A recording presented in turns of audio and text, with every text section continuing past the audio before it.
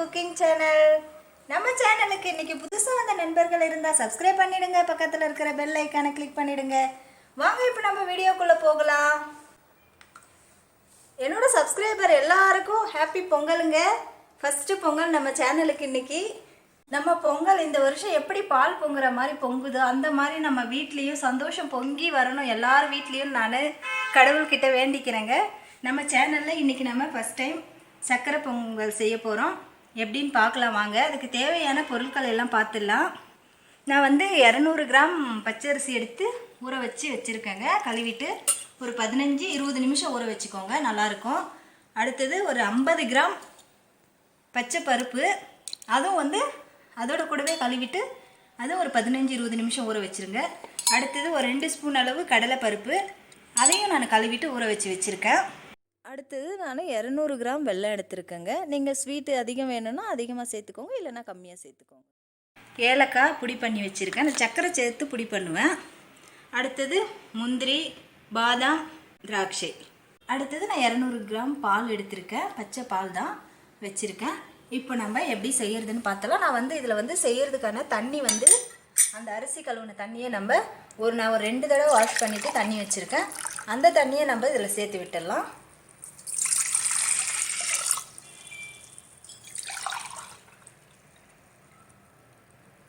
நல்ல தண்ணியை தான் வச்சுருக்கேன் நான். இப்போ இதில் நம்ம ஒரு கிளாஸ் வைக்கணுன்னா அடுத்து பருப்பு அரிசி எல்லாம் சேர்ந்து வேகணும் இல்லைங்களா? அதனால் இப்போ ஒரு பங்குக்கு நம்ம 4 பங்கு தண்ணி வைக்கணும். ஒரு கிளாஸ் அரிசிக்கு 6 கிளாஸ் தண்ணி விட்டு அடுத்தது நம்ம பாலும் சேர்த்து விட்டுடலாம். அதிலே இந்த தண்ணியிலே அரிசி தண்ணியிலே பால் சேர்த்துடலாம். சேர்த்து நம்ம இதுக்கு தேவையான அளவு தண்ணி சேர்த்து வச்சிடலாம் ஸ்டவ் மேலே. அதுக்கப்புறம் தான் நம்ம பொங்கி வந்ததுக்கப்புறம் தான் நம்ம பருப்பெல்லாம் சேர்க்கணும். அது வரைக்கும் ஸ்டவ் மேலே வச்சிடலாம்.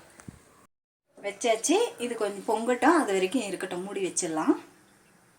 எப்படி பொங்குது பாருங்கள் பால். நம்ம இப்போ கம்மி பண்ணிவிட்டு அரிசி சேர்த்து விட்டுடலாம்.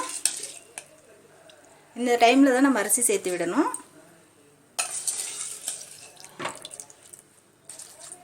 அரிசி சேர்த்து விட்டுட்டு கொஞ்சம் கிண்டி விட்டுடலாம். ஏன்னா அடி பிடிச்சிரும், பச்சை அரிசி இல்லைங்களா?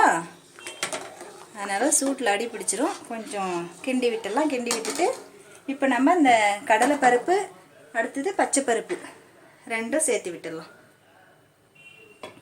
பச்சை பருப்பு சேர்த்து விட்டுடலாங்க, ஊற வச்ச பச்சை பருப்பு. கடலை பருப்பு சேர்த்து விட்டுடலாம். சேர்த்து கிண்டி விட்டுடலாம், நல்லா வேகட்டும். நம்ம இந்த பக்கம் ஸ்டவ் பற்ற வச்சு ஒரு 2 ஸ்பூன் அளவு நெய் சேர்த்து விட்டாச்சு. நெய் சேர்த்து விட்டுட்டு நம்ம இப்போ முந்திரி, திராட்சை, பாதாம்லாம் இருக்கு இல்லைங்களா, அதை சேர்த்து பொரித்து அதில் சேர்க்கலாம். இப்போ பாருங்கள், நமக்கு இந்த பதத்துக்கு சூப்பராக வந்திருக்கு பாருங்கள். அந்த கடலை பருப்பு மட்டும்தான் நமக்கு நெத்தாக நல்லாயிருக்கும். பச்சை பருப்புலாம் பாருங்கள் நல்லா குழஞ்சி வந்துடுச்சு. சாதமும் நல்லா குழஞ்சி வந்துடுச்சு. சரியாக வச்சுருக்கேன் நான் தண்ணி. ஸோ நீங்கள் தண்ணி பத்தலை அப்படின்னா கொஞ்சமாக சுடு தண்ணி கூட சேர்த்துக்கலாம், சரிங்களா? பதம் கரெக்டாக வந்திருக்கு. நம்ம இப்போ ஏலக்காய் பொடி சேர்த்துடலாம். அடுத்தது வெல்லத்தை சேர்த்து விட்டுடலாம். இந்த மாதிரி டைமில் சேர்த்து விட்டால் தான் கரெக்டாக இருக்கும். எனக்கு கொஞ்சம் நிறையவே ஆயிடுச்சு, பாத்திரம் கொஞ்சம் தாராளமாக இல்லை. நம்ம இப்போ வெல்லத்தை சேர்த்து கொஞ்சம் கொஞ்சமாக கிண்டி விடலாம். அந்த வெல்லம் கரையிற அளவுக்கு நம்ம கிண்டி விடணும். ஃபுல்லும் சிம்மில் வச்சிடணுங்க. எனக்கு இந்த வருஷம் நம்ம இங்கே கேஸில் பண்ணுறதுனால நம்ம எல்லாமே இப்படி தான். நமக்கு கிராமத்தில் இருந்தால் நல்லாயிருக்கும். என்னங்க பண்ணுறது, சிட்டியில் இருக்கிறவங்க பொங்கல்லாம் இப்படி தான்.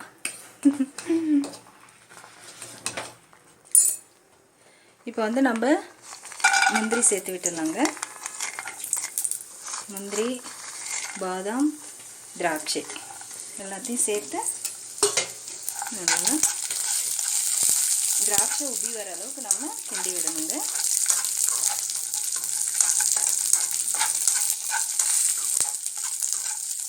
நெய் நிறைய சேர்த்துக்கிட்டால் நல்லா இருக்குங்க பொங்கல்.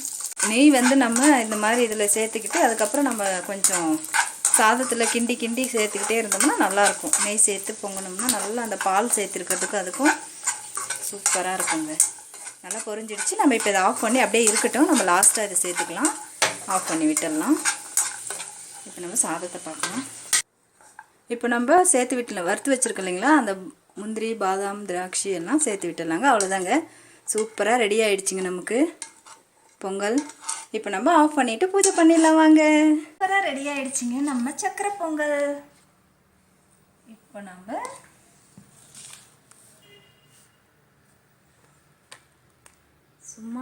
ஆவி பறக்க சூப்பராக இருக்குங்க பொங்கல்.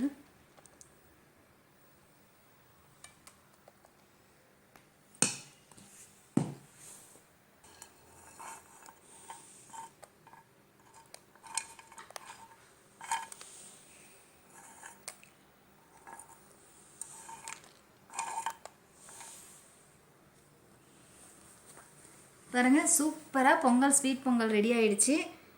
இன்றைக்கி பொங்கல் எல்லார் வீட்லேயும் நல்லா செஞ்சுருப்பீங்கன்னு நினைக்கிறேன். நாங்களும் செஞ்ச வீடியோ போட கொஞ்சம் டைம் ஆகிடுச்சு.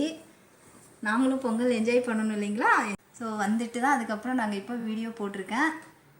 நம்ம சப்ஸ்கிரைபர் எல்லாருமே பார்த்து சந்தோஷப்படுங்க. அடுத்த வருஷம் நம்ம இன்னும் நல்லா வளரணும், நம்ம சேனல் நல்லா வளர்ந்து வரணும்.